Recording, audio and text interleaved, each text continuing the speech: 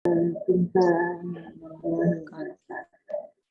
hamdalillah nahmaduhu wa nasta'inuhu wa nastahdihi wa nastaghfiruh wa na'udzu billahi min syururi anfusina wa min sayyiati a'malina may yahdihillahu fala mudhillalah wa may yudlilhu fala hadiyalah. Asyhadu an la ilaha illallah wa asyhadu anna Muhammadar Rasulullah sallallahu alaihi wasallam. Allahumma salli wa sallim wa barik ala habibika sayyidina wa maulana Muhammadin wa ala alihi wa ashabihi wa man tabi'ahum bi ihsanin ila yaumiddin, amma ba'du. Ayyuhal hadirun jamaah majelis ta'lim rahimakumullah, bersyukur kita kepada Allah Subhanahu wa taala yang telah memberi kita nikmat yang begitu dahsyat, yang besar, yaitu Allah ciptakan langit dan bumi beserta seisinya agar bisa kita nikmati dalam kehidupan kita ini dengan tujuan mencari ridhonya Allah Subhanahu wa taala. Kemudian salawat beserta salam kita haturkan buat Rasulullah Sallallahu Alaihi Wasallam, kedua kita, teladan kita, baik dari sisi ruhani ataupun jasadi beliau, sungguh penuh mukjizat dari Allah Subhanahu Wa Taala yang sangat pantas untuk kita teladani, kita ambil ilmu-ilmu, amalan-amalan, karena beliau Sallallahu Alaihi Wasallam tidak meninggalkan dinar dan dirham, tidak meninggalkan harta dunia ini untuk kita umatnya, melainkan beliau meninggalkan kepada kita Al-Quran dan Sunnah serta ilmu yang bermanfaat yang kita ambil dan kita amalkan untuk kehidupan akhirat nantinya. Jamaah rahimakumullah, pada pagi hari ini alhamdulillah telah hadir bersama kita Al-Mukarram Wal-Muhtaram Al-Mufaddil Ustadz Dr. Zaidul Akbar. Selamat pagi Ustadz. Semoga antum dalam riayatillah wa hifzih insyaallah daiman ya. Begitu juga dengan hadirin hadirah rahimakumullah, semoga Allah selalu menjaga kesehatannya, memulihkan semua yang sakit, menyembuhkan semua yang punya gejala ya. Semoga Allah angkat wabah ini segera mungkin dari bumi pertiwi, begitu juga di seluruh daratan tempat kaum muslimin dan muslimat berada. Dan Allah sembuhkan ya hati kita, nurani kita, jasad kita dari segala macam jenis penyakit. Hendaknya amin ya rabbal alamin. Oleh karena itu dengan menambah ya, untuk menambah keberkahan dan kelezatan kajian kita pagi hari ini, alangkah baiknya kita awali dengan ummul kitab suratul Fatihah. A'udzubillahi minasyaitonirrajim. Bismillahirrahmanirrahim. Alhamdulillahirabbil alamin arrahmanir rahim maliki yaumiddin iyyaka na'budu wa iyyaka nasta'in ihdinas siratal mustaqim siratal ladzina an'amta 'alaihim ghairil maghdubi 'alaihim waladdallin amin ya rabbal alamin. Hadirin hadirat jamaah rahimakumullah, di pagi hari ini kita akan mendengarkan ilmu ya, sebaran ilmu yang akan disampaikan oleh tuan guru kita dengan tema yaitu makanan yang menyusahkan ya, tapi menyenangkan untuk tubuh. Nah, ini tema yang menarik. Mudah-mudahan ini bermanfaat untuk kesehatan jasmani dan rohani kita. Baik, untuk tidak berperpanjang kalam lagi, kita silahkan saja langsung kepada Al-Muhtaram Dr. Zaidul Akbar. Waktu dan tempat kami persilahkan seluas-luasnya. Bismillahirrahmanirrahim. Assalamualaikum warahmatullahi wabarakatuh. Alhamdulillah wassalatu wassalamu ala Rasulillah wa ala alihi wa sahbihi wa mawala. Asyhadu an la ilaha illallah wahdahu la syarika lahu wa asyhadu anna Muhammadan abduhu wa rasuluhu la nabiyya ba'da. Qala Allah ta'ala fil Qur'anil Karim, a'udzubillahi minasyaitonir rajim. Was samaa'a rafa'aha wa wada'al mizan alla tadghaw fil mizan wa qala aidan wallazi anzala as-sakinata fi qulubil mu'minin liyazdadu imanan ma'a imanihim walillahi junudus samawati wal ardi wa kana Allahu aliman hakima. Alhamdulillah, bersyukur kita pada Allah Subhanahu wa taala begitu besar rahmat karunia yang Dia berikan pada kita semua di pagi hari ini. Dan mudah-mudahan kita semua terus diberikan rasa syukur yang begitu besar atas begitu berlimpahnya kasih sayang kepada kita semua oleh Allah Subhanahu wa taala. Yang paling penting adalah kita semua pada hari ini, pada pagi hari ini masih ya diberikan kesempatan untuk hidup dan beribadah kepada Allah Subhanahu wa taala. Dan mudah-mudahan kita juga dimudahkan untuk terus menerus ya sampai akhir dari kehidupan kita untuk meneruskan apa yang sudah diperjuangkan oleh manusia yang terbaik yang menjadi tauladan kita yaitu Rasulullah Shallallahu Alaihi Wasallam. Allahumma sholli wa sallim wa barik alaih. Baik, jazakumullah khair atas undangan dari sekolah Syafana ya, yang seingat saya dulu pernah mengisi di sana beberapa tahun lalu, dan mudah-mudahan di pagi hari ini juga Allah mudahkan saya untuk memberikan kembali sedikit mungkin apa yang saya ketahui tentang topik kita pada pagi hari ini tentang makanan yang menyusahkan dan makanan yang menyenangkan. Baik, Bapak Ibu sekalian, bicara tentang tubuh kita ya, bahwa tubuh kita ini memang sejatinya kita tahu bahwa isinya bukan cuman raga saja, tapi ada hormon, ada di luar raga yang terlibat di situ, seperti ada jiwa, ada hati ya, ada iman juga kita di dalam raga ini yang melekat dan mereka menjadi satu kesatuan. Maka yang paling penting kita harus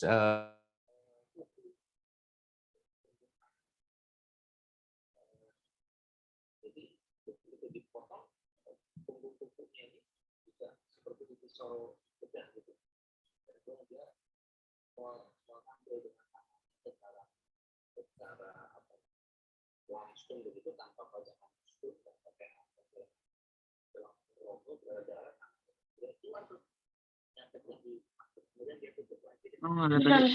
dalam apa keseharian kita, karena hati ya adalah sosok organ katakanlah yang mungkin memang dia tidak tampak secara fisik, tapi hati tersebut memberikan katakanlah arahan apa yang harus dikerjakan dalam kesehariannya untuk fisik, karena memang hati adalah pimpinan atau raja dari tubuh kita yang fisik ini.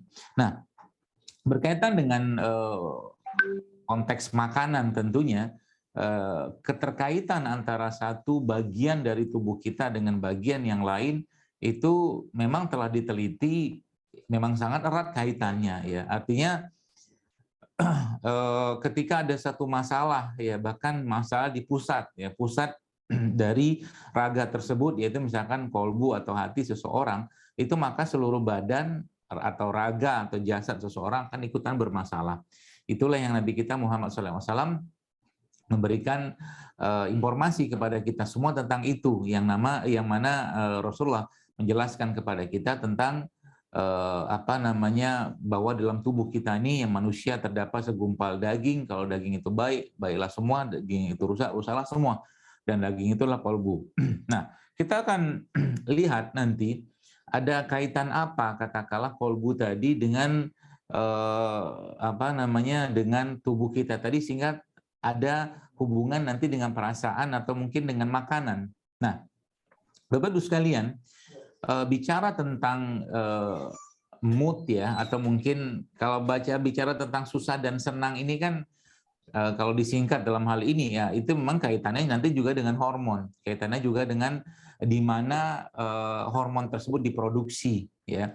Maka ternyata para ilmuwan atau mungkin para ahli ilmu menyebutkan bahwa memang manusia ya, dengan kondisi katakanlah kita punya dua jenis sistem ya, sikardian hormon, yaitu sistem simpatik dan parasimpatik, di mana sistem simpatik itu bekerjanya ketika kita melihat sinar matahari di pagi hari, dan itu saat itu tekanan darah naik ya, gula darah kemudian ikut-ikutan naik dalam batas normal tentunya. Dan kemudian ketika matahari terbenam, maka sistem itu berubah menjadi parasimpatik ya, di mana saat itu denyut jantung, tekanan darah semua dalam kondisi turun karena tubuh dalam kondisi rileks. Nah, ada sesuatu yang menarik yang saya coba telaah dalam hal ini, di mana ternyata memang manusia ya, dari sistem hormon tadi, terutama yang ada di otak kita ya, dari kelenjar hipofisis, hipotalamus, dan semua kelenjar yang ada pada otak kita, itu ternyata ada hubungan yang sangat erat ya antara otak tadi dengan makanan. Maka sebenarnya dalam hal ini ya, kita bicara tentang konteks katakanlah makanan yang menyusahkan dan makanan menyenangkan tersebut, maka pasti akan ada kaitannya dengan atau kaitan antara perut kita dan otak kita, ya. Jadi emosi yang muncul ya dalam diri seseorang sejatinya itu juga tidak lepas kaitannya dari apa yang dia konsumsi ya di luar atau mungkin dalam hal ini kita sudah bukan menetapkan tapi menstandarkan kata dengan kondisi hati yang stabil ya seperti itu. Karena ketika hati nggak stabil, makanan seenak apapun atau selezat apapun atau sesehat apapun tidak akan bisa memberikan sensasi perasaan yang lebih baik pada diri seseorang. Nah, hubungan antara otak manusia ini ya dengan perut atau pencernaan kita itu ternyata memang sudah diteliti atau mungkin ditelaah oleh para ilmuwan ya bahwa ternyata ada semacam komunikasi ya, ada semacam komunikasi yang terjadi antara perut kita dengan otak kita ya. Nah, signaling ya atau mungkin komunikasi ini itu berupa melalui jalur-jalur saraf ya, jalur-jalur saraf yang ada atau mungkin melintas antara otak dan perut kita tadi. Nah, ini akan ada kaitan dengan makanan tadi nanti insya Allah. Jadi dari sinilah ya akhirnya ditelaah atau mungkin diteliti lagi bahwa ternyata memang signaling ini itu yang ada pada pencernaan tadi itu melalui saraf tadi dalam hal ini itu ternyata memang katakanlah dikelola ya atau mungkin dikendalikan ya oleh makhluk-makhluk yang ada pada pencernaan kita ya. Itu poin di situ. Jadi ketika kita bicara tentang bagaimana memberikan sensasi perasaan yang baik atau mungkin emosi yang baik dalam diri seseorang, maka dalam hal ini kita mungkin pasti akan berkaitan dengan makhluk hidup yang ada di dalam pencernaan kita tadi berupa bakteri-bakteri atau mikrobiom. Ya. Nah, ternyata ya signaling seperti ini itu ternyata semakin mereka tersebut diberikan asupan atau mungkin bahan yang baik yang dengan bahan tadi itu akhirnya diproduksilah hormon-hormon yang bisa memberikan perasaan yang tenang, perasaan yang baik ya dan pada akhirnya nanti akan muncullah hormon-hormon tadi. Contoh begini. Ada satu hal yang menarik dalam sebuah hadis yang membahas tentang tepung talbinah ya, salah satu makanan yang ada di zaman atau di Timur Tengah saat itu yang disebutkan dalam sebuah hadis atau mungkin dari hadis Bukhari bahwa ternyata ketika di kalangan umat kaum muslimin saat itu ada dari mereka yang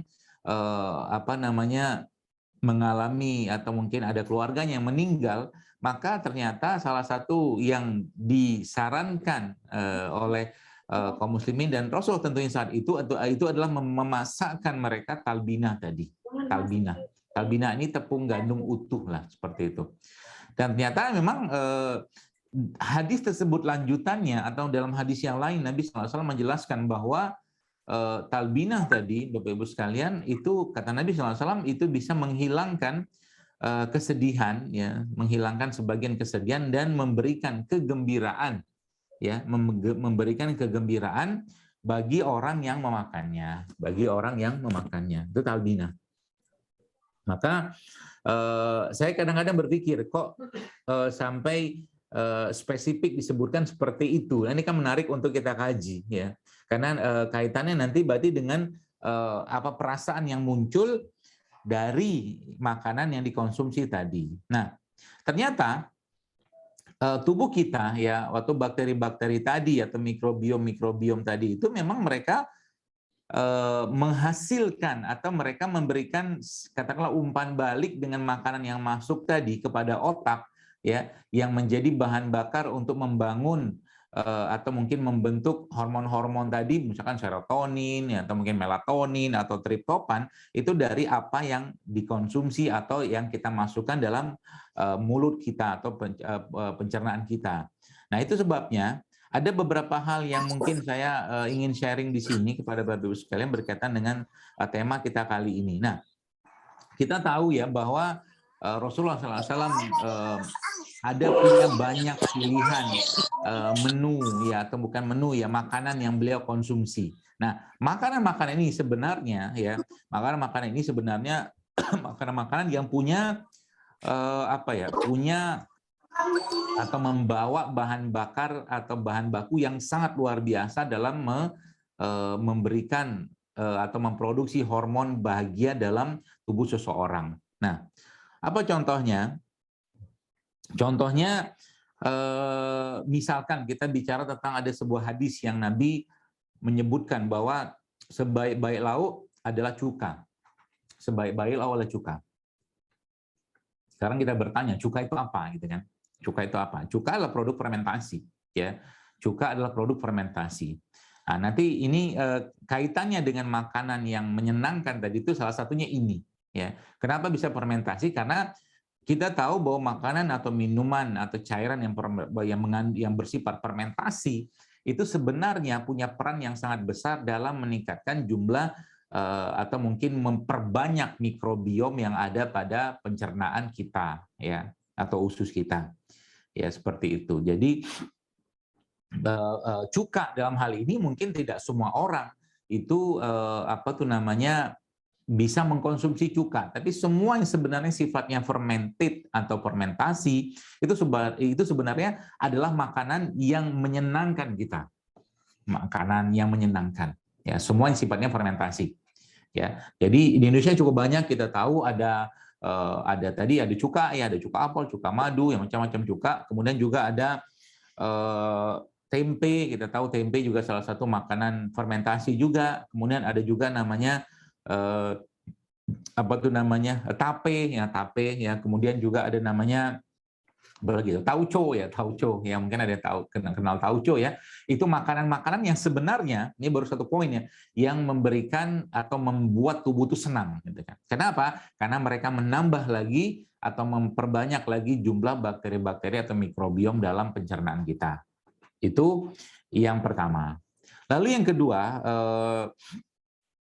apalagi yang bisa memberikan atau membuat makhluk tadi, katakanlah si bakteri-bakteri tadi mengirimkan modulasi signal, katakanlah seperti itu, ke otak, sehingga akhirnya yang terbentuk ya, atau mungkin terproduksi ya setelah itu adalah hormon-hormon yang bahagia. Maka jawabannya adalah madu salah satunya. Nah, makanya Nabi kita Muhammad ya sallallahu alaihi wasallam salah satu yang ya beliau sangat suka dengan mengkonsumsi madu, karena madu ini sebenarnya aslinya dia, beberapa orang mengatakan madu itu ya dia bersifat sebagai prebiotik ya, atau menjadi bahan baku untuk bakteri-bakteri tadi. Ada juga yang mengatakan dia bersifat probiotik karena mengandung bakteri juga. Ya lah kulihal, intinya madu yang ada ya, tentunya madu yang bagus itu maksudnya bukan madu yang abal-abal ya, itu memberikan asam amino ya, atau memberikan serat yang ada pada madu tadi, itu memberikan atau menguatkan lagi bakteri-bakteri atau produksi-produksi hormon-hormon yang ada pada pencernaan kita tadi. Nah, itu yang kedua. Lalu yang ketiga, ini ada 12. Jadi kita bahas satu-satu ya. Nanti yang ketiga apa? Nabi kita sallallahu alaihi wasallam beliau dalam berbagai riwayat hadis menyebutkan begitu senangnya dan begitu sukanya beliau sallallahu alaihi wasallam dengan kurma. Ya, kurma adalah salah satu makanan yang sangat luar biasa yang bikin senang pencernaan kita atau perut kita. Makanya kalau yang sempat lagi pergi umroh atau haji ya, itu biasanya ada berbagai jenis kurma di sana ya. Sebenarnya kalau pada saat itu kita mampu atau ada kesempatan untuk mengkonsumsi yang beraneka ragam jenis dan tingkat kematangan tadi, itu lebih bagus kita konsumsi seperti itu. Contoh begini, ada kurma yang kering yang kita biasa makan waktu Ramadan itu, ya. Ada yang basah, ya, kita kenal sebagai rutop. Ada lagi yang mengkel, ya. Jadi ada kurma mengkel, ada kurma basah, ada kurma kering, ya.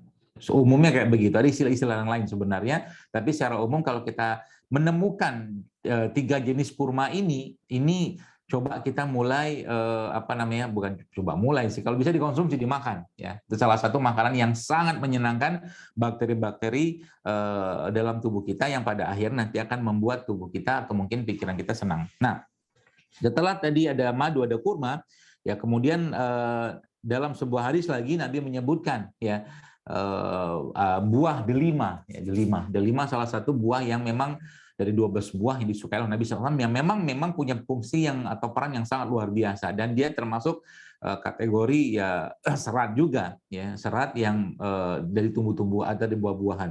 Nah, delima ya Bapak Ibu sekalian adalah buah yang memang disebutkan dalam hadis dia buah diturunkan dari surga.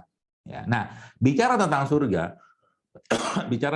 maaf, kita tahu penduduk surga ya penduduk yang wajahnya cerah, wajahnya apa ya senyum gitu kan, senang dilihat gitu kan, dan ternyata memang kalau kita lihat dalam berbagai riwayat ataupun termasuk juga dalam Al-Quran tentunya pastinya itu ternyata makanan sebagian besar yang disebutkan Allah dalam Al-Quran yang menjadi makanan yang penghuni surga adalah buah-buahan. Ya, maka salah satu yang dalam hal ini ya kita perlu jadikan menu wajib dalam keseharian kita adalah buah-buahan. Nah, pertanyaannya buah-buahan kayak apa kita makan? Ya, secara umum ya sebagian semua jenis buah-buahan ya itu kita makan. Tapi ya ada beberapa poin yang ingin saya sampaikan di sini ya, karena buah-buahan tersebut ketika mereka matang itu bisa jadi mereka akan sangat tinggi kadar gulanya. Ya, contoh mungkin kita tahu nanas. Ya, nanas adalah salah satu buah yang gulanya tinggi ya. Kalau dia matang dia bisa bahkan baunya itu akan seperti alkohol. Nah, maka cara yang kita bisa ambil dalam hal ini untuk buah tadi itu bisa meningkatkan produksi hormon-hormon yang membentuk katakanlah hormon atau memproduksi hormon bahagia tadi yang membuat tubuh kita tuh senang gitu kan, adalah buah-buahan yang mengkel ya. Jadi bukan kesimpulan sih, tapi dalam hal ini mungkin berarti dokter menganjurkan makan rujak. Iya, makan rujak. Ya, rujak itu bagus sekali ya. Nah, kalau rujak, nah ini saya kasih tipsnya buat Bapak Ibu sekalian makan rujak. Jadi kalau Anda makan rujak, pertama pilihlah buah yang matang tidak terlalu banyak. Yang matangnya tidak terlalu banyak. Jadi kalau ada pepaya, cari pepaya yang mengkel. Ya. Kemudian dan usahakan juga di situ ada buah atau sayur yang dia juga tumbuhnya di bawah tanah. Misalkan apa? Ubi. Ya, biasanya beberapa rujak kan ada ubinya tuh. Ya, ubinya tuh ubi jalar ya, ubi jalar warna merah itu juga sebenarnya memiliki serat yang sangat baik ya untuk tubuh kita yang nanti akan meningkatkan produksi hormon bahagia tadi. Ya, jadi itu anunya apa tuh namanya caranya. Jadi jangan terlalu banyak buah yang manis ya atau mungkin terlalu matang. Jadi biasanya kalau abang-abang itu kan biasanya ngasihnya buah yang macam-macam gitu kan. Kita pilih-pilih aja ya. Salah satunya itu adalah buah yang masih apa tuh namanya mengkel-mengkel itu ya, karena dia mengandung serat-serat yang sangat baik untuk pencernaan kita. Itu buah. Kemudian ada beberapa jenis buah lain ya yang disebutkan di sini oleh Nabi SAW bahwa tadi kita bicara tentang penghuni surga itu makanannya buah. Salah satu buah yang difavoritkan atau Nabi juga sangat menyukai adalah anggur. Anggur ini kenapa anggur? Anggur ini sebenarnya dia salah satu buah yang sangat tinggi gulanya. Sangat tinggi gulanya. Ya maka sama kayak kurma. Ya kurma itu kan kenapa apa tuh namanya bukan kenapa ya waktu buka puasa kita kan dianjurkan makan kurma. Ya kenapa dianjurkan makan kurma? Ya sejatinya karena memang saat itu kita membutuhkan atau memerlukan sumber asupan gula yang cepat yang bisa diserap langsung oleh tubuh dan itu bisa didapatkan dari kurma. Kalau nggak ada kurma berarti apa? Ya buah-buahan yang manis. Artinya semua yang bersifat manis alami. Nah, ingat ya. Semua makanan yang bersifat manis alami sejatinya dia akan menyenangkan untuk tubuh. Oke ya. Semua yang bersifat manis alami dia punya peranan untuk menyenangkan atau membuat tubuh kita senang gitu kan, seperti itu. Ya tadi kan ada kurma, ada madu seperti itu. Nah, lalu ya lagi yang di sini yang salah satu buah yang disebutkan disukai Nabi kita SAW adalah yang jadi buah-buahan atau apa yang saya sebutkan ini sebenarnya mereka ini Bapak Ibu sekalian ya juga buah yang atau mungkin makanan yang menyenangkan untuk tubuh kita. Tadi saya sebutkan delima. Ada lagi buah tin ya, buah tin. Ya, kalau Anda bisa makan buah tin bagus sekali buah tin itu. Ya, tin itu sama zaitun kalau ketemu itu sebagai anti kanker. Ya, tin sama zaitun di anti kanker sebenarnya kalau diketemukan. Ya, dengan perbandingan sesuai dengan perbandingan Al-Qur'an yang pernah diteliti oleh peneliti di Jepang.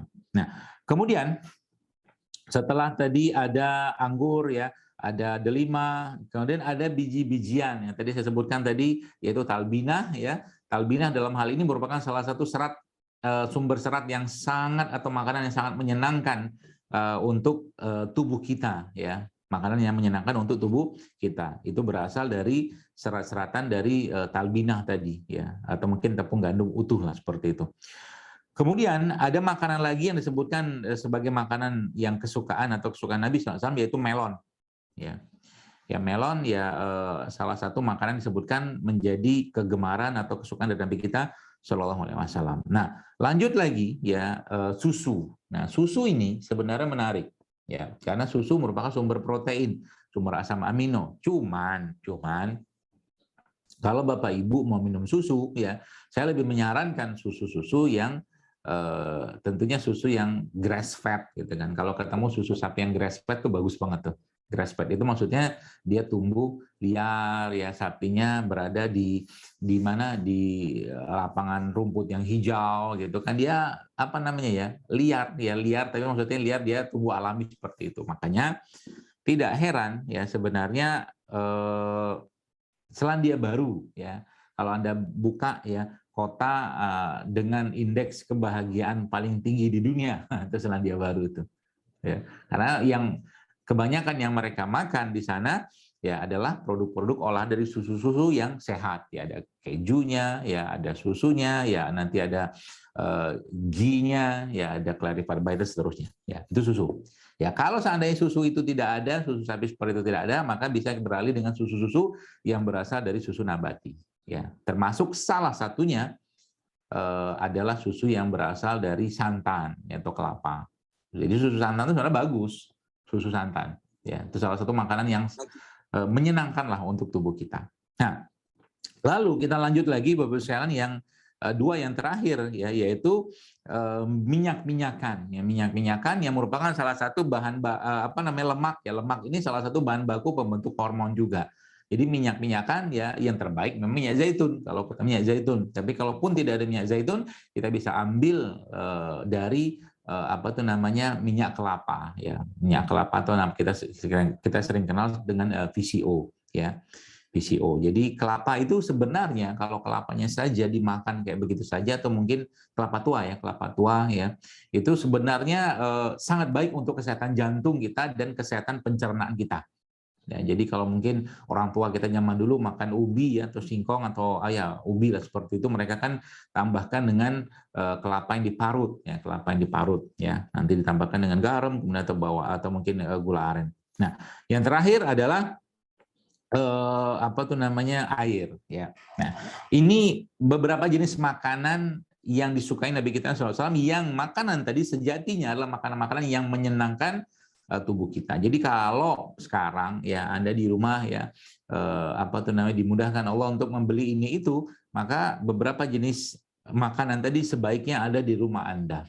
Ya, ada madu, ada kurma, ada anggur ya, ada minyak zaitun ya, ada delima kalau yang delima agak susah ya. Kemudian ada buah tin ya, kemudian juga ada air putih sudah tahu lah ya. Dan tadi ada cuka juga atau makanan-makanan probiotik atau minuman probiotik. Nah, Bapak Ibu sekalian, nah jadi serat-serat inilah jadi yang sebenarnya punya peran yang sangat luar biasa dalam memberikan efek baik ke tubuh kita. Jadi makanan-makanan yang menyenangkan itu ya ada beberapa hal yang mungkin ada beberapa jenis yang mengandung serat yang tinggi yang itu merupakan sumber serat yang sangat tinggi atau dietary fiber atau serat diet seperti itu. Yang pertama tadi ada buah-buahan. Kita sudah sebutkan tadi beberapa jenis buah-buahan tadi. Kalau bisa mah buah-buahan yang dimakan oleh Rasul atau disebutkan dalam Al-Qur'an. Ya, itu yang pertama. Lalu yang kedua, semua jenis termasuk jadi buah-buahan tadi yang matang banget atau mungkin buah-buahan yang setengah matang atau mengkal. Ya. Yang kedua, dietary fiber ini ya, atau mungkin serat-serat yang kita sangat perlukan ini yang menjadi makanan yang menyenangkan. Ini yang kedua adalah sayur-sayuran. Nah, itu sebabnya ya Bapak Ibu sekalian, karena sayuran itu dia punya kandungan yang berbeda dari setiap warnanya, merah, kuning, ya ada hijau, ya ada ungu, ya ada putih, ya ada orange, ya. Maka mengkonsumsi makanan-makanan yang atau mungkin sayuran yang beraneka warna seperti ini adalah cara yang paling baik dalam memberikan asupan terbaik untuk tubuh kita, khususnya pencernaan. Jadi dia makanan sangat menyenangkan. Jadi kan nanti kapan-kapan deh saya bikinin, tapi sudah pernah saya contohin kayaknya tuh. Namanya salad pelangi. Ya. Jadi salad pelangi itu kan ada salad dengan berbagai warna, ya, atau kita ya bahasa kerennya mah rainbow salad, ya. Ada merah, ada putih, ada kuning, ada orange, ya, ada ungu, ya. Nah itu masya Allah, ya. Ini saya kasih nanti caranya mudah sebenarnya, bikin itu diambil-ambil potek-potek gitu kan, terus pakai dressing yang sederhana, misalkan pakai jeruk nipis, ya. Kemudian tambahkan garam, tambahkan lada hitam, tambahkan sedikit zaitun, dan tambahkan sedikit madu. Lalu Anda tambahkan sedikit dengan biji-bijian, mungkin ada almond, edamame, atau apa gitu, dan tambahkan sedikit dengan suiran kurma. Itu Masya Allah, Anda akan membuat nasi uduk akan dilewatkan hari ini. Nasi uduk. Kenapa nasi uduk? Ya, orang sering bilang kalau kami nggak makan nasi, gitu kan. Kalau kami nggak makan nasi, itu kayaknya nggak makan, gitu kan. Padahal kalau udah ngerti cara makan yang benar, itu ya nggak perlu makan nasi juga, udah kenyang. Bukan kenyang sih, udah kuat badannya itu ya, seperti itu. Vegetable atau sayur-sayuran. Nah ini makanan yang menyenangkan itu ada sudah mulai masuk yang poin yang kedua ya. Tadi ada buah-buahan ya, baik buah-buahan yang matang atau buah-buahan yang mengkal. Ya. Nah yang ketiga biji-bijian. Biji-bijian yang disebutkan dalam surat Abasa. Biji-bijian ini contohnya apa? Oh banyak. Ya, kalau mungkin di Indonesia ya termasuk biji beras. Beras itu kan biji sebenarnya ya. Kalau mungkin secara umum ya kayak ada chia seed ya, atau mungkin biji jagung juga masuk di situ ya. Kemudian biji bunga matahari juga masuk itu. Semua biji-bijian. Ya, semua biji-bijian itu sebenarnya makanan yang sangat menyenangkan untuk tubuh kita. Maka termasuk biji selasih juga. Ya, biji selasih. Cuman kadang-kadang banyak orang yang makan selasih gitu kan, ya selasihnya cuman seujungan sendok, sisanya itu kan sirup ya, sama es batu. Ya. Sayang, jadi nanti tubuhnya jadi capek gitu kan. Ya, capek untuk mengolah gula yang berlimpah masuk. Jadi whole grain, biji-bijian utuh, termasuk biji gandum utuh ya, seperti itu, atau mungkin beras ya, beras yang masih ada bijinya tadi atau bijinya tersebut itu termasuk yang makanan yang menyenangkan untuk tubuh kita ya. Jadi kalau makan kalau Anda yang dulu ya mungkin ingat orang makan bubur beras itu ya, itu bagus sebenarnya. Bubur beras. Tapi berasnya jangan beras yang pestisidaan. Beras yang sehat ya, beras yang masih ada pembungkusnya. Itu kalau dibikin bubur beras atau bahkan dibikin rice milk itu sangat sehat dan sangat menjadi makanan yang sangat menyenangkan atau membahagiakan tubuh kita. Dan yang keempat adalah nuts atau kacang-kacangan. Semua jenis kacang-kacangan. Jadi nanti kalau bikin salad kayak begitu, ada sayurnya, ada bijinya, ya ada buahnya. Wah, ini keren. Masya Allah ya. Jadi kebayang ya saladnya kayak apa. Nanti saya posting lah nanti biar Bapak Ibu lihat doang. Tapi kalau mau bikin di rumah. Ya, kan nggak bisa diambil kalau kita di TV kayak begini.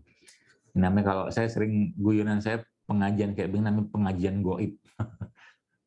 Kan nggak kelihatan orangnya, apa nggak kelihatan ya, nggak kita gitulah gitu kan, saya ngomong sama kamera gitu kan kayak orang apa gitu. Tapi lucunya begitulah dunia ya. Ya begitu ya, jadi kacang-kacangan ya, kacang-kacangan. Jadi yang pertama tadi apa? Saya mau tanya Bapak moderator nih, Ustadz Joni. Yang pertama tadi apa? Buah-buahan. Buah keren. Buah apa? Buah 5. Buah naga. Buah kurma. Bukan buah hati. Buah anggur. Bukan. Buah Yang tadi yang matang sama yang mengkal. Buah nanas. Enggak, maksudnya jenis buahnya apa yang mengkal sama yang matang gitu. buah yang Ya. tidak terlalu matang. Jadi yang lebih banyak Melon, komposisinya melon, Ustaz. kalau untuk kita konsumsi buah yang mengkal sebenarnya lebih bagus. Supaya gula darah kita Pepaya, tidak Ustaz. terlalu naik. Yang kedua tadi apa? Sayur-sayuran Sayuran. Sayuran yang seperti apa?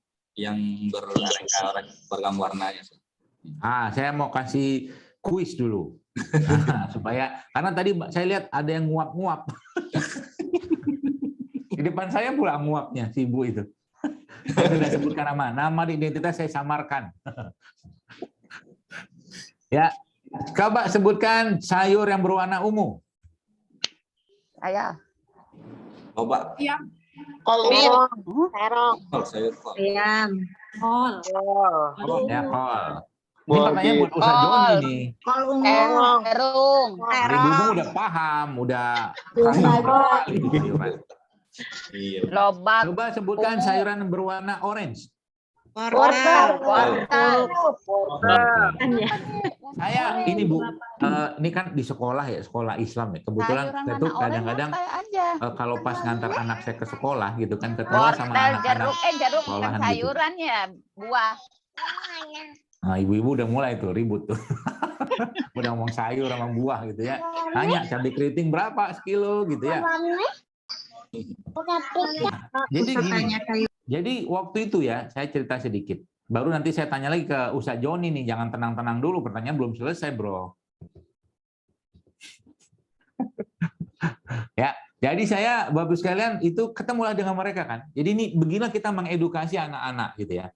Jadi saya ngomong waktu itu sama dia, waktu jemput anak gitu kan, ngaji sama waktu di sekolah. Saya bilang sama dia, saya waktu itu beliin apa gitu, air kelapa gitu sama dia. Terus saya beli kasih sama dia. Terus saya bilang sama dia, nanti bilang Umi sama Abinya ya, tolong disiapin sayuran sama buah di rumah gitu kan. Saya ngomong gitu doang, saya ngomong sama tuh anak gitu ya. Lalu subhanallah, kebetulan itu anaknya Ustadz yang sekolah di tempat yang sama anak saya juga gitu kan. Terus langsung dia WA ke saya, dia bilang, Ustadz, dokter, jazakallah khair ya, sudah nyuruh anak saya makan sayur dan buah. Selama ini dia susah banget makan sayur dan buah. Setelah disuruh oleh dokter Zirul Akbar, jadi mau dia. Seperti itu. Jadi bukan masalah itunya, tapi maksud saya itu siapapun bisa memberikan edukasi. Jadi mulailah kita untuk seperti yang membangun generasi sehat dengan cara memberikan edukasi atau mungkin ya petuah-petuah lah ya, nasihat-nasihat untuk hidup sehat. Bagaimana saya tadi tulis gitu kan di Instagram saya tentang itu ya. Jadi anak-anak tuh mulai dibiasakan, siapa hari ini sudah makan sayur? Saya. Sayur apa? Hayo gitu kan. Ternyata dia bilang, oh sayur nangka di rumah makan Padang. Bukan itu. Ya. Kan itu maksudnya. Sayur beneran. Sayur nangka di rumah makan Padang udah pakai santan ya. Ya guru-guru juga sama gitu loh. Ya, nanti mungkin Bapak Ibu guru yang menyaksikan video ini juga nanti mungkin ya buat intermezzo lah sebelum ngajar. Siapa yang sudah pagi ini minum madu? Wah, gitu kan. Angkat tangan gitu kan. Bisa tuh. Siapa yang pagi ini sudah minum rempah rimpang? Saya sudah minum jahe pagi ini. Katakanlah kencur gitu kan. Seperti itu. Itu akan Bapak Ibu sekalian percayalah. Kita akan jauh lebih mudah Anda mengajarkan ilmu kepada anak-anak yang makanannya sehat, serius. Ini saya kasih tahu itunya, tipsnya. Termasuk juga kalau bisa nih saya nyuruh dengan komite sekolah itu disiapin tuh. Salah satu rahasia kenapa para ulama zaman dulu tuh katanya mereka tuh gampang hafal itu adalah kismis. Kan ya kismis ya. Nah, maka di sekolah kalau bisa mah disiapin ya dispenser kismis atau mungkin air rendeman kismis yang nanti dikasih ke anak-anak. Jadi kalau misalkan mau mulai sekolahan gitu kan atau mulai pelajaran, ayo kita minum air kismis bareng-bareng, baca bismillah, wah manim semua, masya Allah berkah. Jadi pelajaran lebih gampang. Nah, itu memang para ulama menyebutkan salah satu makanan yang bisa menguatkan hafalan adalah kismis, ya seperti itu. Intermezzo aja, ya. Baik, jadi atau ada dispenser ini juga bisa dibuat dispenser yang isi rempah rimpang. Saya ngomong begini ya, karena saya udah praktekin. Jadi di sekolahnya anak saya itu, alhamdulillah kami buat namanya dengan semacam komite orang tua lah gitu kan. Itu namanya program rempah rimpang. Jadi guru-guru itu semuanya disuplai rempah rimpang ya. Jadi mereka tiap hari itu bisa minum itu dan ternyata belum ternyata dulu, dan itu kita siapkan dispenser di depan, ya isinya tuh rempah-rimpang yang itu orang boleh free minum di situ. Dan menariknya, ada yang menarik di sini, Bapak Ibu sekalian. Menariknya apa? Ternyata kata beberapa pengurus sekolah di sana, ya mungkin orang tua santri gitu ya, itu ternyata angka yang ngelapor sakit di guru-guru itu berkurang atau menurun. Kan keren kan? Nah, seperti itu. Sederhana. Ya, termasuk juga nanti bisa dibuat tuh ya anak-anak ya di rumah dengan orang tuanya disarankan untuk apa tuh namanya makan buah, sayur, dan kenalkan mereka dengan madu, dengan kurma ya. Kalau Anda lihat anak saya mungkin agak-agak bingung. Anak saya itu kalau dikasih tempe yang nggak diapa-apain ya, dibuka dari bungkusnya, suruh makan, dia makan, dia suka banget sama tempe. Kita sebutnya tempe mentah, padahal nggak mentah, karena kedelainya kan udah dikukus atau direbus ya, seperti itu. Oke, pertanyaan buat Ustadz Joni kita skip saja karena beliau kayaknya agak deg-degan ya. Lanjut ya, yang ketiga tadi kan ada namanya tadi buah sayuran tadi ada merah, kuning, hijau, ungu, putih ya. Semua sayuran tadi, Ibu sekalian, itu sebenarnya bisa Anda bikin dengan atau menjadikan salad ya, salad yang mudah dengan berbagai macam topping yang enak sebenarnya. Itu bisa Bapak Ibu pelajari. Dan ini makanan yang sangat menyenangkan untuk tubuh kita. Ya. Lalu yang keempat ya nuts. Nuts ini tadi sudah saya jelaskan tadi kacang-kacangan ya. Berbagai macam kacang kita banyak, ada almond, pistachio, ada kacang apa namanya walnut ya, ada Brazil nut ya, macam-macam tuh. Nut seperti ini atau kacang-kacang seperti ini punya peran yang sangat luar biasa dalam atau dia punya boleh dibilang dia makanan yang sangat menyenangkan untuk tubuh kita. Ya, nuts. Kemudian yang terakhir legumes. Legumes ini kayak semacam itu biji-bijian lentil. Kalau Anda yang tahu di apa tuh namanya di negara seperti India itu kan mereka sangat dekat dengan legumes ya, atau lentils ya, biji-bijian. Nah, biji-bijian itu biasanya di toko-toko bumbu-bumbu yang India atau Arab itu banyak sekali ya.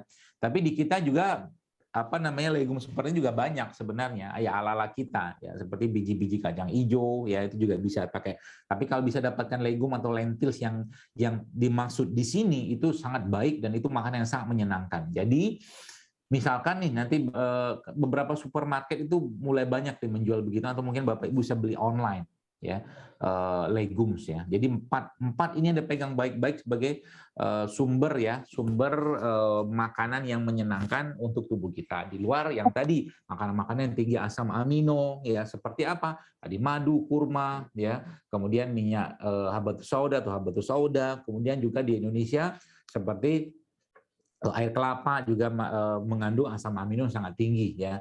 Jadi sudah mulai kebayang kalau hati lagi susah, gelisah, dan lagi moodnya nggak jelas harus makan apa gitu. Jangan ajak teman Anda makan gorengan kalau hatinya lagi susah. Oke? Sebab apa? Makin susah dia. Jadi sekarang kita masuk ke poin makanan yang menyusahkan. Makanan yang paling menyusahkan adalah makanan yang menguras kantong. Nah, betul kan? Menguras kantong. Sekali beli misalkan 1 juta. Oh, ada nggak? Ada, Pak, Bu. Mahal kayak begitu. Ya. Bahkan kemarin saya sempat tanya, kebetulan kan saya biasa di rumah pakai odol yang memang saya punya standar sendiri untuk odol saya. Makanya kadang-kadang saya biasanya pesannya kalau pas yang adalah umroh gitu ya, odol khusus gitu kan, yang nggak pakai ini, nggak pakai itu, macam-macam tuh. Nonnya banyak, non ini, non segala macam itu kan. Pas istri saya suruh lihat, itu ternyata odol tersebut di Indonesia dijual harganya 700.000. Alamak, mahal betul. Satu tubenya itu 700.000. Ya. Kita tidak bahas odol hari ini, tapi berkaitan dengan makanan yang tidak menyenangkan itu adalah semua produk-produk makanan yang ya mengandung bahan-bahan kimia sintetik, baik yang katakan diusap gitu ya dalam itu kita apa tuh namanya kulit kita ataupun kita makan masuk dalam tubuh kita. Jadi semakin banyak makanan-makanan sintetik atau mungkin produk sintetik seperti itu, maka akan semakin berat kerjanya si mikrobiom yang ada pada pencernaan kita tadi. Ya, jadi ibu-ibu ya yang mungkin mohon maaf yang banyak menggunakan kosmetik-kosmetik yang berbahan-bahan kimia ya. Jadi jangan dipikir kimia sintetik bukan organik ya. Itu jangan pikir mereka itu tidak masuk ke dalam aliran darah karena dia akan masuk. Dia akan terserap masuk situ ya. Ke dalam bahkan sampai ke aliran darah karena memang apa yang ada di kulit kan akan terserap gitu kan, akan terserap ke dalam. Jadi yang harus kita hindari adalah kalau ditanya apa makanan yang menyusahkan tubuh kita adalah makanan yang melemahkan mikrobiom atau bakteri-bakteri yang ada pada pencernaan tubuh kita. Ya, contohnya apa? Udah sering kita bahas itu. Ya, makanan-makanan yang mengandung banyak tambahan pangan sintetik ya. Kemudian makanan-makanan yang mengandung gluten ya, yang tinggi gluten ya. Makanya jangan biasakan anak-anak Anda dengan makanan yang tinggi gluten. Contohnya apa? Ya donat misalkan gitu kan. Atau sosis atau nugget yang ada gluten di situ atau tepung-tepung yang mereka tambahkan di situ ya. Berarti bagaimana caranya agar anak-anak lebih terdekat atau mungkin paling tidak kita mulai membiasakan hidup sehat ini ya jangan difasilitasi. Ya, di rumah Anda diperbanyak misalkan anak-anak suka mie gitu kan tidak apa-apa, cari mie yang sehat misalkan. Itu bisa. Kayak misalkan di rumah saya misalkan salah satu makanan yang bikin susah tubuh kita itu bikin masalah banyak itu adalah gula pasir.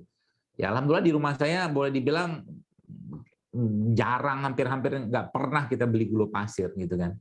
Kita pakai pengganti gula yang lain ya seperti madu atau mungkin gula aren atau gula singkong ya seperti itu. Jadi gula pasirnya kita sudah mulai stop atau kita tidak beli seperti itu. Jadi semua yang melemahkan pencernaan ya tubuh kita itu akan menjadi makanan yang menyusahkan untuk tubuh kita. Sekarang coba saya uji dulu. Bukan korban sih. Yang akan diuji berikutnya adalah Ustadz Joni lagi. Karena wajah beliau yang tampak di depan kamera saya. Ustadz Joni, sekarang saya tanya, kira-kira nasi goreng itu makanan menyenangkan atau menyusahkan? Nasi goreng itu sepertinya menyusahkan, Ustaz. Kenapa menyusahkan? Pertama, kalau dicari siang hari susah, Ustaz. Nggak ada yang jualan, Ustaz. Antum pintar betul ya, mentang-mentang kerja di Sapana gitu ya, jadi naik IQ-nya. Karena sudah diolah, Ustaz. Karena sudah diolah kan, dicampur. Ya. Nah, poin pentingnya adalah semua makanan yang mengandung karbohidrat olahan dan menyebabkan gula darah yang tinggi itu makanan menyusahkan. Paham ya? Semua makanan yang mengandung karbohidrat olahan, contohnya tepung ya, atau mungkin termasuk beras-beras ya, beras-beras yang sudah diolah itu yang menyebabkan kalau kita bilang tuh banjir gula dalam tubuhnya itu akan menyebabkan atau menjadi makanan yang menyusahkan. Jadi kalau Anda membayangkan ada orang misalkan ya dia makan donat ya yang berlimpah gula di situ, habis itu dia makan lagi, minum lagi misalkan minuman soda misalkan atau es teh misalkan dengan gula. Kebayang nggak kira-kira beratnya kerja tubuh itu kayak apa? Jadi itu salah satu makanan yang menyusahkan tubuh kita. Jadi kalau mungkin saya sampaikan ini jangan bikin susah tubuh lah, gitu loh. Jadi akhirnya apa? Lemot, mikir kita tuh lemot, bahkan nanti ujung-ujungnya makanan yang menyusahkan itu bikin apa tuh ya? Bikin ibadah kita jadi lemot, ya. Nggak heran zaman sekarang gitu kan. Kita lihat apalagi Ramadan, kita lagi Ramadan nih. Yang saya mungkin saran nih kalau Syafana ya ada ngasih takjil gitu kan, tolong takjilnya di level up dikit lah atau di scale up sedikit. Jadi jangan takjil ala-ala yang dulu-dulu gitu kan. Jadi kalau bisa takjilnya non tepung semua, wah keren kan. Kalau nanti kasih takjil non minyak semua, bisa nggak? Oh bisa kalau mau. Dan harganya sebenarnya tidak terlalu mahal juga. Udah mulai membiasain gitu, karena itu bikin susah. Jadi akhirnya orang waktu buka puasa yang dikasih es teh manis, sirup, apalagi tuh. Kemudian makan gorengan, bakwan, tahu segala macam. Isya belum datang, badannya pun sudah letih gitu loh, karena terlalu tinggi gula. Paham ya? Karena terlalu tinggi gula saat itu. Maka makanan-makanan yang tinggi gula olahan ini adalah makanan yang bikin susah. Itu yang pertama. Terus makanan yang menyusahkan apalagi makanan-makanan yang mengandung lemak trans atau trans fat, itu juga makanan menyusahkan tubuh kita. Ya. Kemudian apalagi makanan-makanan kemasan yang sudah berlimpah dengan bahan-bahan sintetiknya, itu termasuk makanan yang menyusahkan. Saya tidak mau terlalu banyak omong makan menyusahkan ini karena kalau nggak kuat iman nanti kan tergoda. Makanya saya lebih mau banyak ngomongin yang makanan menyenangkan saja supaya ingatnya itu gitu kan. Jadi sebut ini itu tanya segala macam nanti keingetan. Bahkan ada orang yang tidak bisa hatinya tuh berpaling ke lain hati ke makanan sehat selain mie instan. Ada orang kayak begitu, tiap hari mie terus. Misalkan kayak begitu, ya. Maka ya tadi jangan difasilitasi, ya. Kita jangan difasilitasi dengan hal seperti itu, termasuk di sekolah juga. Maksud saya itu nggak sulit menurut saya untuk membiasakan ini, apalagi anak-anak gitu loh. Dan orang tua di rumah mencontohkan, guru juga mencontohkan gitu kan. Misalkan gurunya datang tiba-tiba gitu kan, masuk ke kelas ya ustadznya gitu kan, bawa satu tumbler, tumbler isinya apa? Air madu gitu kan. Terus tanya sama muridnya, anak-anak ini tahu nggak ini air apa gitu kan? Oh, terus muridnya bilang es teh manis gitu kan misalkan. Ternyata emang gurunya suka es teh manis. Oh tidak, sekarang Pak Guru, Ustadz sudah kembali ke jalan yang benar setelah mengikuti kajian Dr. Zaidul. Misalkan kayak begitu. Oh, ya, misal. Ya, jadi mulai guru-gurunya ngasih teladan, orang tua ngasih teladan, dan di sekolah kalau bisa difasilitasi dengan biaya yang tidak terlalu besar, itu disiapkan katakanlah makanan-makanan yang menyenangkan tadi, minuman yang menyenangkan juga, sehingga nanti mereka terbiasa dengan itu nggak suka. Saya banyak menemukan orang-orang yang sudah terbiasa dengan makanan-makanan sehat ya. Itu mereka Bapak Ibu sekalian ketika mereka mulai makan yang nggak sehat, nolak badannya, bahkan ada sebagian muntah gitu loh. Seperti itu. Makanya orang tua kita zaman dulu ya, yang edisi-edisi lama itu yang Masya Allah ya, semoga Allah jaga mereka, itu mereka coba aja dipaksain makan sosis, muntah mereka. Nggak bisa dia. Tapi kalau kita kasih mereka ubi, singkong rebus, jagung rebus segala macam itu mereka bisa lahap memakannya. Ya, memang sejatinya manusia itu memang tidak boleh ya, mereka tuh kita ya tidak boleh terlalu banyak terekspos ya, baik dari tubuh kita ini ya atau mungkin dari makanan itu dengan bahan-bahan kimia sintetik gitu kan.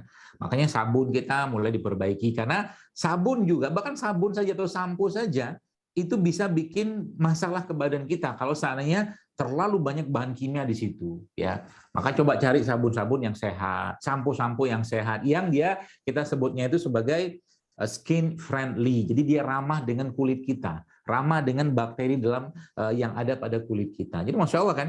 Jadi mulai berpikir untuk bagaimana memberikan yang terbaik untuk tubuh kita ini. Karena ada mungkin sebagai penutup sebelum kita masuk ke diskusi ya, ada seorang yang mengatakan pada Nabi SAW, ya Rasulullah, aku punya 1 dinar, ya, kata dia. Kemudian dia mengatakan kepada Nabi SAW, kemana uang ini aku sedekahkan? Lalu Nabi SAW menjawab, sedekahkanlah untuk dirimu sendiri. Ya, jadi maksudnya itu sedekah yang tidak kalah bermanfaatnya ya. Di luar kita bersedekah kepada keluarga dan orang yang membutuhkan, tentunya adalah bersedekah untuk diri kita sendiri. Artinya ketika kita memberikan makanan yang terbaik untuk diri kita, minuman yang terbaik untuk diri kita, minuman yang sehat, makanan sehat, makanan yang menyenangkan tubuh kita dan diniatkan untuk sedekah, maka itu akan jadi pahala untuk diri kita semua. Wallahu a'lam bishawab. Assalamualaikum warahmatullahi wabarakatuh. Saya kembali lagi pada moderator. Ya, alhamdulillah, jazakumullah khair jazak Ustaz dengan penjelasan barusan. Insyaallah ini sangat bermanfaat sekali untuk kita semua jamaah. Semoga dengan uraian beliau sampaikan barusan menambah wawasan dan menambah ilmu pengetahuan kita yang dapat kita terapkan dalam keseharian kita insyaallah. Kemudian kita berpindah ke sesi berikutnya, yaitu sesi yang ditunggu-tunggu ini para jamaah. Kayaknya Ustaz dari tadi udah berseliweran chatting-chattingan Ustaz. Pertanyaan-pertanyaan dari para jamaah. Yang Masya Allah aktif, antusias sekali ingin bertanya kepada Ustaz. Ini banyak sekali sebenarnya Ustaz. Mudah-mudahan ini waktunya cukup. Kita akan coba bacakan per 2 atau per 1 pertanyaan aja Ustaz. Mungkin dijawabnya nanti Ustaz. Per 1 aja? Per 1 aja Ustaz ya. Baik. Biar lebih fokus. Oke Ustaz. Baik Ustaz, untuk pertanyaan pertama ada dari Ibu sisi keagamaan kita ini Ustaz. Beliau bertanya, Assalamualaikum Ustaz, selama pandemi saya mengenal obat herbal bernama Kuz. yang katanya sangat ampuh untuk mengobati penyakit yang namanya COVID ini. Menurut Ustadz, bagaimana? Apa benar kandungan yang terdapat dalam kudus ini mengandung zat-zat yang ampuh untuk mengatasi keluhan yang disebabkan atau dirasakan atau disebabkan oleh COVID ini? Syukron, jazakallah khair. Obat kudus, obat herbal kudus namanya. Kudus Hindi kali ya, Ustadz ya. Kutul Hindi kali ya, Ustadz, yang dimaksudnya. Kutul Hindi. Kutul Hindi ya. Hindi kali, udah dimerekin kali ya.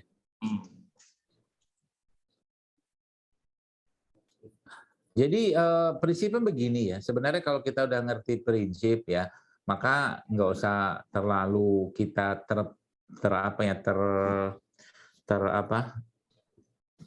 terfokus pada satu jenis herbal. Ya kita tahu dalam kondisi COVID seperti ini kan itu ada banyak berbagai macam pilihan orang-orang untuk mengobati dirinya atau mungkin orang yang terkena virus ini gitu kan. Salah satunya tuh ya Kustul Hindi itu nggak salah saya. Ya. Kustul Hindi ya kita tahu sifat dia panas. Kenapa dia memang cocok untuk virus ini ya karena memang virus ya. Nah ini saya kasih tahu prinsipnya supaya Bapak Ibu bisa praktek sendiri di rumah. COVID ini atau virus ini ya itu sifat dia itu cenderung lembab dan dingin gitu ya. Lembab dan dingin ya. Itu catat baik-baik. Sehingga nanti kalau kecenderungan pada satu sifat penyakit itu kita sudah ketahuin, itu maka kita bisa memilih herbal yang pas untuk itu gitu kan. Nah, lembab ya. Lembab, sesuatu yang lembab, maka caranya supaya dia tidak lembab adalah dengan cara dipanaskan. Ya, dipanaskan ya. Nah, maka kalau kita bicara dalam hal ini mungkin dalam konteks di luar herbal, maka berjemur itu bagus tuh. Memanaskan ya. Kemudian katakanlah kita menggunakan atau mungkin mengkonsumsi herbal-herbal yang bersifat panas ya, itu juga bisa tuh. Ya, atau mungkin kering juga bisa. Ya, herbal. Kustul Hindi itu masuk di situ. Ya, paham ya? Kustul Hindi itu masuk di situ. Jadi ketika kita bicara dalam hal ini katakanlah si virus ini, maka kalau udah ngerti konsep ini, ya Anda nggak usah kesana kemari gitu kan. Karena kemarin maksudnya ya kita udah pede dengan apa yang Allah ciptakan di negeri kita. Contoh mungkin kita bicara herbal bersifat panas atau kering. Oh, jahe ada, serai ada, lengkuas ada, kan panas semua tuh. Paham ya? Jadi kering dalam hal ini ya jahe itu juga bisa bersifat kering gitu kan. Ada beberapa herbal lain yang bersifat rempah-rempah kayak cengkeh ya atau kapulaga itu ya sifat panas, ada keringnya juga. Nah, itu tinggal di balance nanti gitu kan. Nah, karena prinsipnya karena manusia modern ya saat ini memang kecenderungan kita semua itu makanan kita itu relatif tidak single atau tidak tunggal, maka herbal pun sebaiknya tidak tunggal.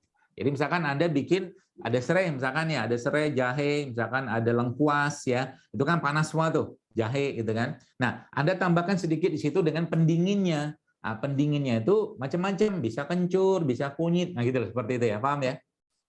Jadi kalau orang yang cuma ngandalin misalkan Kustul Hindi doang, misalkan dalam hal ini, dengan kondisi tubuhnya lembab dan dingin, nggak nyanda dia gitu loh, nggak nyambung, bukan nggak nyambung, nggak optimal nanti kerjanya, ya. Belum lagi kita bisa itu lendir yang harus dikeluarkan. Nah, di situ nanti ada herbal-herbal yang sifatnya evaporator atau mungkin menguapkan gitu kan, yang bersifat inhalasi ya, kayu putih gitu kan. Seperti itu salah satunya ya. Mudah-mudahan paham ya. Jadi kan nanti kalau ada penyakit-penyakit apa gitu Anda nggak termasuk habatus sauda juga bersifat panas dan kering juga. Bisa dipakai sebenarnya. Jadi sebenarnya kayak sekarang begini supaya kita nggak fokus ke mutasi virus. Nah, ini yang saya mungkin boleh kasih saran. Sebenarnya jangan fokus ke mutasi virusnya. Ya, kita yang lebih fokus ke bagaimana meningkatkan katakanlah mitokondria kita ya atau mungkin energi sel kita itu dari mengkonsumsi makanan-makanan salah satunya menyenangkan ini.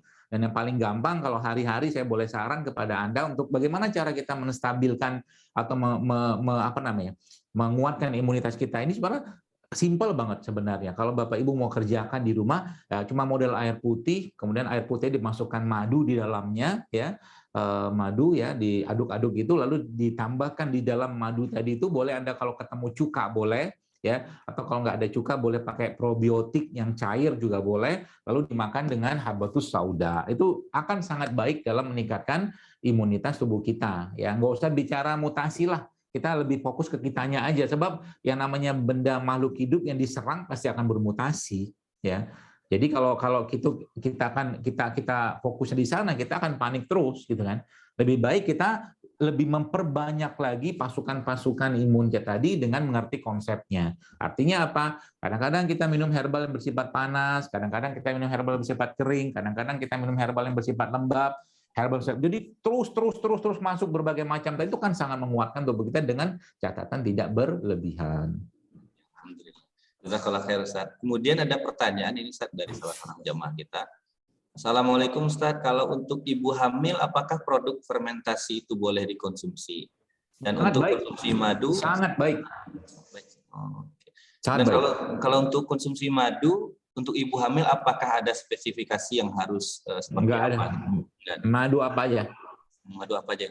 Madu apa aja? Yang jelas, maksudnya yang paling penting ya madunya jelas. Ya, maksudnya madu yang benar ya. Karena banyak kan madu yang nggak benar sekarang. Oke. Tapi Ustaz, ada berikutnya. Assalamualaikum, izin bertanya dok, makanan apa yang lebih cocok untuk menambah kesuburan wanita dan memperlambat masa menopause? Makanan apakah yang lebih baik untuk dikonsumsi? Terima kasih. Nggak usah makan, puasa. Puasa adalah cara yang paling baik dalam atau dia punya peran yang sangat kuat dalam anti-aging. Serius, ini saya nggak bercanda loh ini. Jadi puasa adalah anti-aging yang paling baik. Jadi kalau ibu-ibu mau tetap awet, berbanyak puasa. Ya, itu yang pertama. Kemudian dari sisi nutrisi, makanan apa yang bisa menguatkan atau menjadi produk anti-aging yang paling terbaik memang produknya lebah, seperti royal jelly misalkan. Royal jelly atau bee pollen atau madu itu produk-produk anti-aging semua itu. Ya. Dan dia juga punya peran dalam meningkatkan kesuburan, ya. Dan yang ketiga ini adalah rimpang ya, rimpang-rimpang di Indonesia salah satunya yang paling baik dalam meningkatkan kesuburan dan punya efek juga sebagai anti aging atau penuaan ya kunyit salah satunya. Tapi ingat, sudah saya jelaskan tadi ya, kalau Anda atau kita pemakan multiple food ya, maka kalau Anda minum herbal jangan single herbalnya. Usahakan dikombin dengan yang lain. Nah, ilmunya itu biasanya kalau yang saya dapatkan itu misalkan Anda minum satu herbal yang tumbuh di atas, terus minum lagi yang tumbuh di bawah. Contohnya begini. Satu, Anda minum kunyit ya. Kunyit ini kan di bawah nih. Asam yang kita bisa minum kunir asam itu kan di atas. Tumbuhnya di atas. Ya, maka kunir asam itu bagus, perpaduannya bagus. Tapi kalau nggak ada kunir asam kan rimpangnya kunyit itu kan di bawah tanah. Kita tambahkan di atasnya apa? Misalkan ya cengkeh boleh, misalkan kapulaga boleh, ya bunga lawang boleh, ya atau mungkin serai juga boleh, ya seperti itu. Ustaz, berikutnya ada pertanyaan juga, Ustaz. Apakah cuka apel dan lemon mempunyai sifat yang sama? Jika kita berbuka setelah intermittent fasting, kita dianjurkan untuk minum cuka apel agar kadar gula dalam darah tidak naik. Apakah hal ini berlaku juga ketika kita minum lemon? Kita dianjurkan minum cuka ketika makan protein karena protein dan selanjutnya. Apakah bagaimana? Cuka kan fermentasi, kalau lemon kan nggak fermentasi ya. Beda cerita. Kalau semua yang fermentasi itu memang sangat baik dalam menurunkan atau yang membantu lah ya menurunkan gula darah kalau fermentasi. Tapi kalau lemon dalam hal ini kan dia bukan fermentasi, dia diambil dari buah jeruk itu kan seperti itu. Jadi beda cerita. Oke, Ustaz. Lanjutnya Ustaz, ini masih boleh ya Ustaz ya? Soal beberapa jamaah kita sampai 11.30, mungkin ada 1 atau 2 pertanyaan saja yang kita tanyakan. Mungkin saking antusiasnya Ustaz, banyak sekali pertanyaan Ustaz. Mungkin kita ambil 1 atau 2 pertanyaan yang berbeda. Dok, saya izin bertanya, saya hipertensi dan konsumsi obat rutin. Kalau saya tidak minum tensi saya naik, bagaimana caranya supaya terlepas dari obat kimia, Dok? Syukron. Itu yang pertama. Bagaimana caranya terlepas dari canduan obat ini untuk menurunkan obat hipertensi gitu menurutnya. Baik. Hipertensi ini kan kaitannya sama organ jantung ya. Ini yang saya pelajarin dan ini sekarang karena saya nggak periksa, nggak tahu, jadi saya tebak-tebak buah manggis saja. semua bukan semua orang-orang yang punya kecenderungan hipertensi ini akan ada kaitan dengan emosi yang berhubungan dengan jantung itu. Apa emosinya? Yang pertama curigaan, yang kedua nggak percayaan, yang ketiga kecenderungannya ada zon, dugaan ya, bahkan cenderung ke buruk sangka. Karena termasuk juga dalam hal ini misalkan benci dan kemarahan. Jadi emosi tadi dikendalikan dulu, baru kita bicara fisik. Ya, baru kita bicara fisik. Sebab kalau emosi tidak dikendalikan dulu, maka fisik akan balik lagi nanti seperti halnya sakit tersebut. Jadi kayak kemarin gitu kan, ada bapak-bapak adalah konsul ke saya, dia subhanallah, dia ngomong lah hipertensi dia dan segala macam lah, cerita tentang hipertensi dia yang dia sudah minum obat segala macam. Saya saya nebak gitu kan, dan tapi tebakan saya ini kan berdasarkan kaidah ilmu yang saya pahami gitu kan. Saya bilang sama dia, Bapak auditor ya, saya bilang. Bapak auditor ya, saya bilang. Dia bilang, kok tahu dok? Kok tahu dok? Dia bilang, iyalah. Ya, biasa kayak begini nih, penyakit begini nih orang-orang yang nggak percayaan gitu kan, nggak percaya sama orang, dia percaya dengan apa yang dia lihat saja, ya, misalkan angka-angka kayak begitu. Berarti ya gara-gara itu misalkan apakah harus berhenti dia kerja sebagai auditor? Bukan itu poinnya, tapi emosi yang dia ada dalam dirinya tadi harus dikendalikan dulu, ya, termasuk juga. Dan cerita sedikit gitu kan, supaya Bapak Ibu bisa menangkap pesan di sini. Kapan hari itu dalam sebuah, saya pergi kemana gitu kan, ada seorang ibu yang konsul ke saya, dan ibu ini hamil ya, dan waktu hamil itu dia juga tekanan darahnya naik gitu kan, eklamsi ya seperti itu. Dan sebelumnya sempat keguguran. Terus akhirnya waktu dia konsul gitu ke saya cuma bilang sama dia gini, Bu, ibu curiga sama suami ibu ya, saya bilang.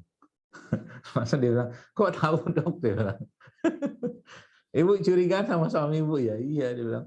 Nggak percayaan gitu sama suami ibu, gitu kan? Ya inilah hasilnya, saya bilang, hasil dari emosi yang dipelihara tadi, gitulah seperti itu.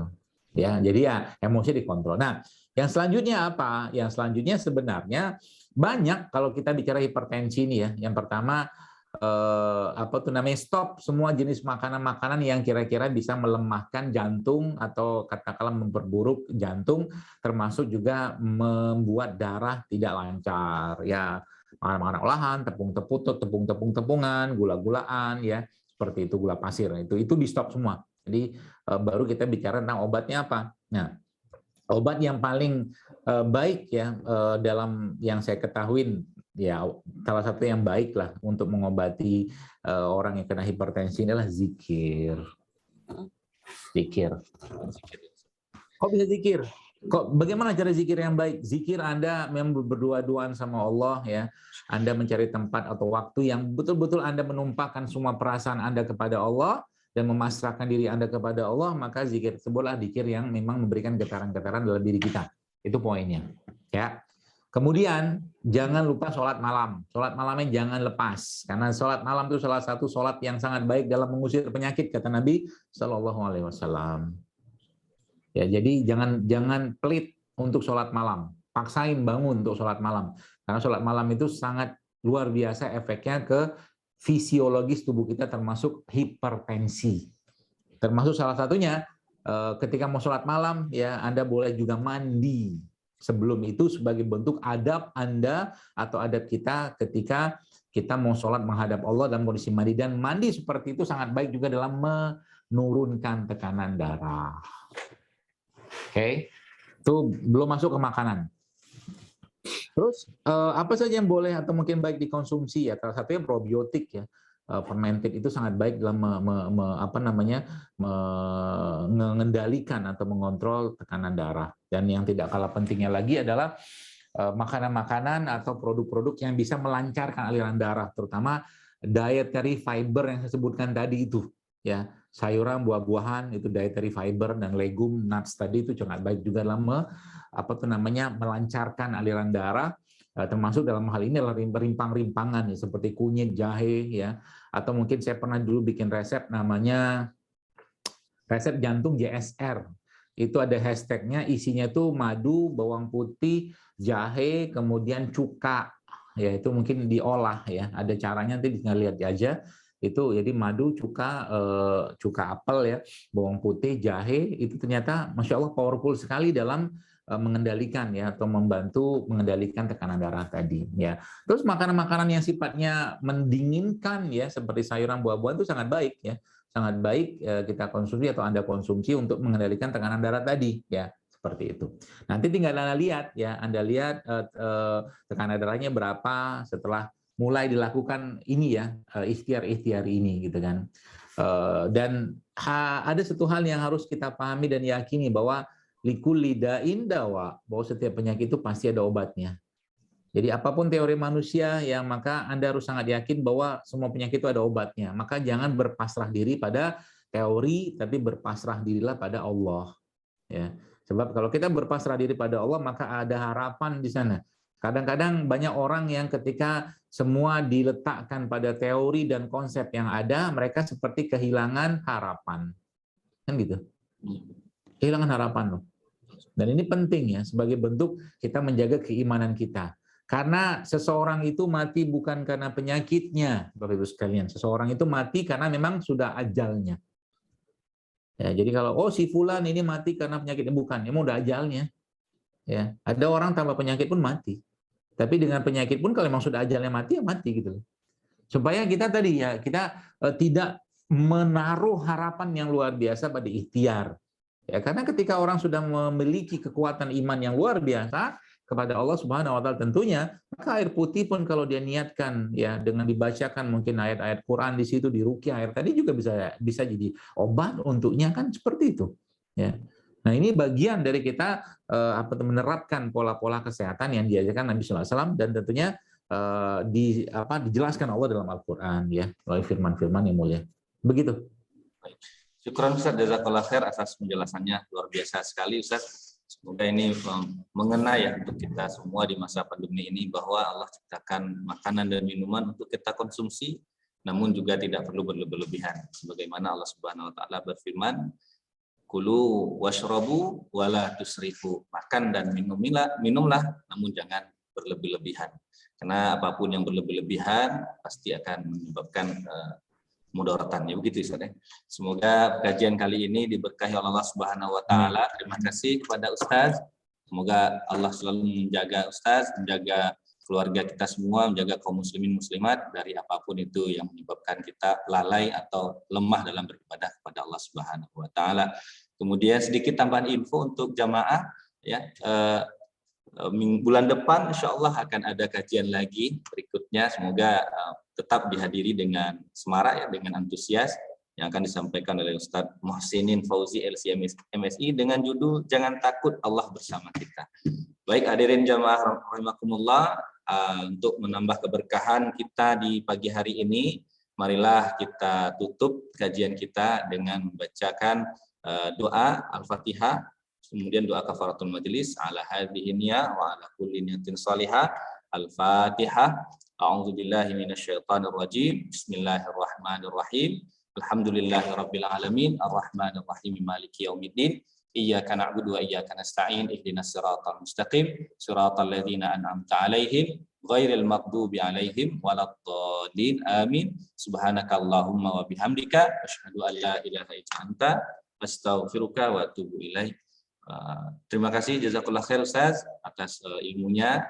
Dan kemudian jika ada yang ingin disampaikan mungkin dari pengurus MT, Majelis Taklim kita, ada sepatah dua patah kata mungkin yang ingin disampaikan.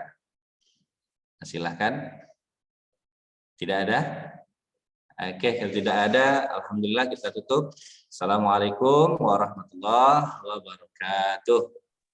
Waalaikumsalam warahmatullahi wabarakatuh. Syukran Ustaz. Waalaikumsalam warahmatullahi wabarakatuh. Terima kasih semuanya. Waalaikumsalam warahmatullahi wabarakatuh. Syukran Ustaz. Ferdi sehat-sehat aja ya. Waalaikumsalam warahmatullahi wabarakatuh. Terima kasih Ustaz. Terima kasih Ustaz. Bunda, saya end meeting. Terima kasih sebelumnya. Assalamualaikum warahmatullahi wabarakatuh.